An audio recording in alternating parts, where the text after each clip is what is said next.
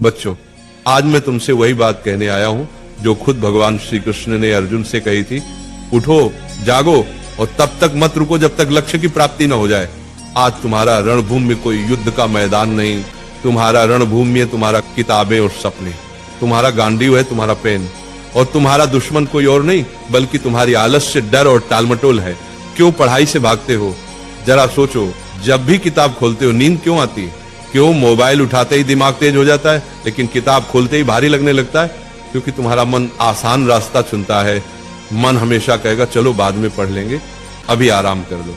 लेकिन गीता कहती है आत्मा ही मनुष्य का मित्र है और आत्मा ही मनुष्य का शत्रु है। मतलब क्या?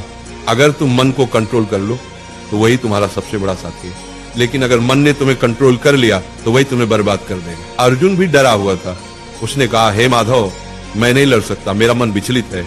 श्री कृष्ण ने कहा, हे पार्थ, उठो, तुम्हारा कर्तव्य युद्ध करना है और युद्ध से भागना अधर्म है। अब सोचो, अर्जुन को कुरुक्षेत्र का युद्ध जीतना था और तुम्हें अपनी पढ़ाई का युद्ध जीतना है। अर्जुन अगर मैदान से भागता तो इतिहास उसे कायर के रूप में याद करता। अगर तुम पढ़ाई से भागते हो तो आने वाली पीढ़ियां तुम्हें हारने वाले के रूप में जानेंगी। गीता का सबसे बड़ा संदेश है, कर्म करो, फल की चिंता मत करो। आज अगर तुम 5 घंटे पढ़ते हो तो तुरंत रिजल्ट नहीं दिखेगा, लेकिन ये मत सोचो कि मेहनत बेकार जा रही है। हर दिन का पसीना, हर दिन की पढ़ाई तुम्हारे अंदर ज्ञान और आत्मविश्वास का पहाड़ खड़ा कर रही है। फल अपने समय पर आएगा और जब आएगा तो दुनिया तुम्हारे कदम चूमेगी।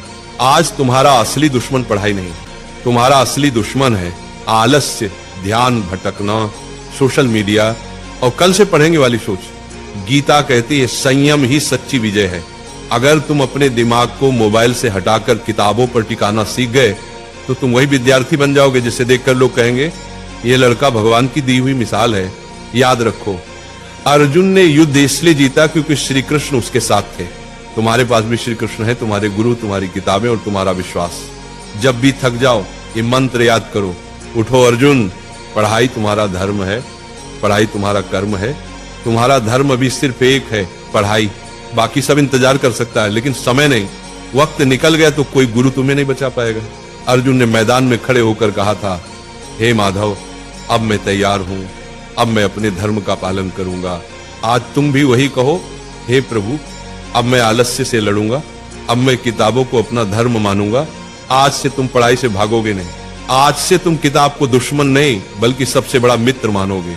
आज से तुम वही विद्यार्थी बनोगे जिसे देखकर माँ बाप की आंखें गर्व से भर जाएंगी।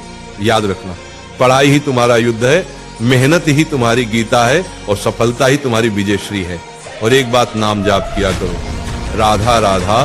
24 घंटा में सिर्फ मुझे 24 मिनट देकर देखो, फिर तुम कहना।